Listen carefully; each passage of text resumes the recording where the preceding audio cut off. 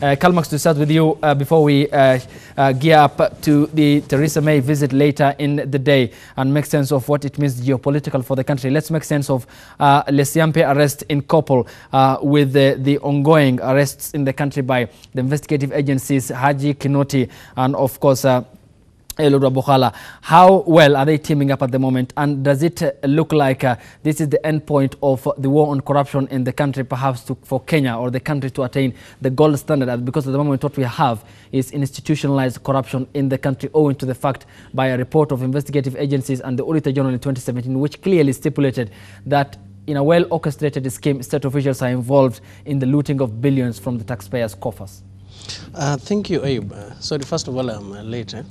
One thing that Kenyans need to understand, that Kenya was actually built on a foundation of impunity, and that is why we started. So cleaning up the entire country will have to take us some given time. But the sanity that is being brought about by the DCI, the DPP, the EACC, we have to commend them about that.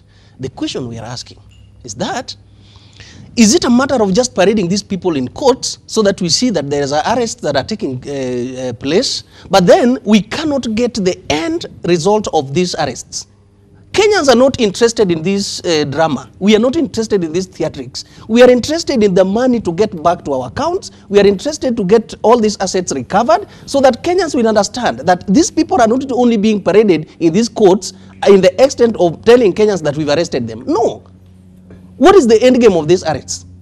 Because even up today, I don't know how we decided actually to get into arresting the people of the NYS scandal 2. Okay. When in real sense, the NYS scandal 1, nobody has even talked about. And if we talk of only arrests, I mean, what is the momentum of, what is the sustainability of the whole process? Because we need to convince Kenyans that these people, we've arrested enough. It is now high time now we say that the prosecution must take place. And so that, how are we going to recover back the money that was looted? How are we going to recover back all these properties that are hidden?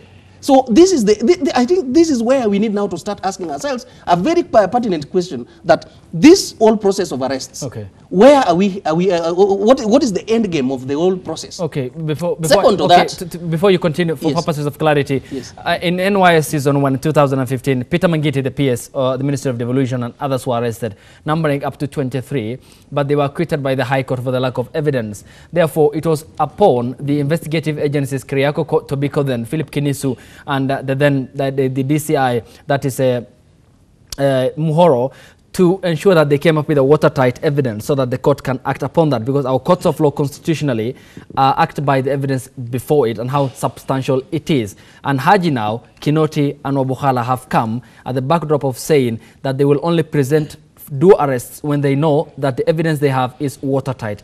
Isn't it not a different script they're reading from as we await the courts to undertake or determine the matters before them? That is why I'm saying this. You know, when you say that there is a birth, there is a pregnancy, this pregnancy must always give what we call a birth.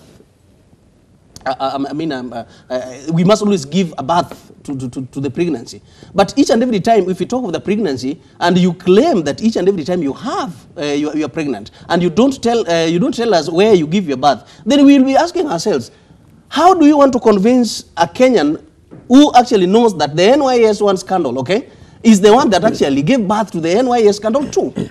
And then now we don't want to talk about it. We are only trying to put it like NYS 1 didn't happen, but the NYS 2 did what? Did happen.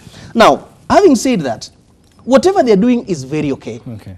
But then, can we now get back to now self-examine ourselves and ask, if it's only about the arrests without tangible results of recovering back this money and also the assets, then enough of the arrests now.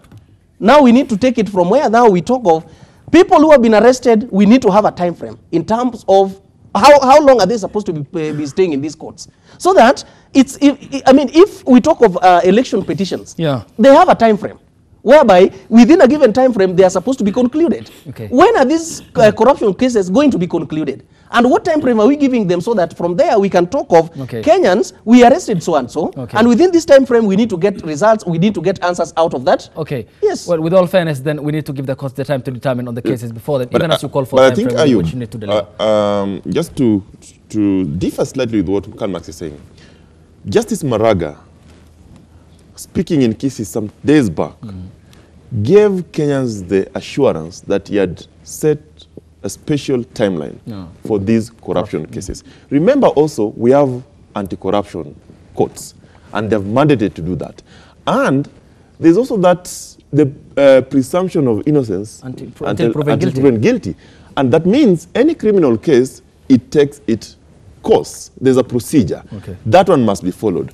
I think now, with the energy that Nudin Haji and Kinoti have, then now we need to now channel our demand to the judiciary, because that's where now the battle is. Look at these gentlemen. Give it to them. They have managed to do the arrest. Their job is not convictions. Okay. Their job is to do the investigation, and if they have found tangible evidence to sustain prosecution, then they have managed to take these guys to court. Now Maraga and team should do that. But wait a minute. Let us also look at what is happening at the judiciary. So look, corruption is also trying to fight back. Kenyans must be aware that when you're fighting corruption, corruption will fight back. And that's why I believe that the two gentlemen have done a good job. But so that, because Kenyans want to see instant convictions. You cannot see instant conviction. The best that we can see is freezing of accounts, and we are told those accounts have such amount of money as a proceed of corruption. The other thing we can see is a promise of, returning whatever was stolen. Then now we'll be given a report after all this that out of the corruption, 25 corruption cases, for example, that we handled, we got 20 convictions and the asset recovery worth 500 billion, for example. That is the message that Kenyans want to hear. That message will not come today, will not come tomorrow. It will take a bit of time. And I also want to urge Kenyans, let us be a bit patient. But when in our patience, let us also poke holes where need be. And be critical, of course. President Kenyatta did mention that the state has recovered 500 million, which is too little considering to the billions compared lost to what was lost, in instead of national address in Parliament. But Anthony, let me come to you at the center. Clearly, then, what does it paint? Does it paint a picture of an entirely men on a mission, Haji, Kinoti, and Obuhala, in making the Siampe arrest? As we awaited the court, Haji also faulted the judiciary of not expediting these cases. Therefore, how important do the investigative agencies and the other arms of government, which are independent, constitutional, need to team up in the entire effort and have a united front against corruption?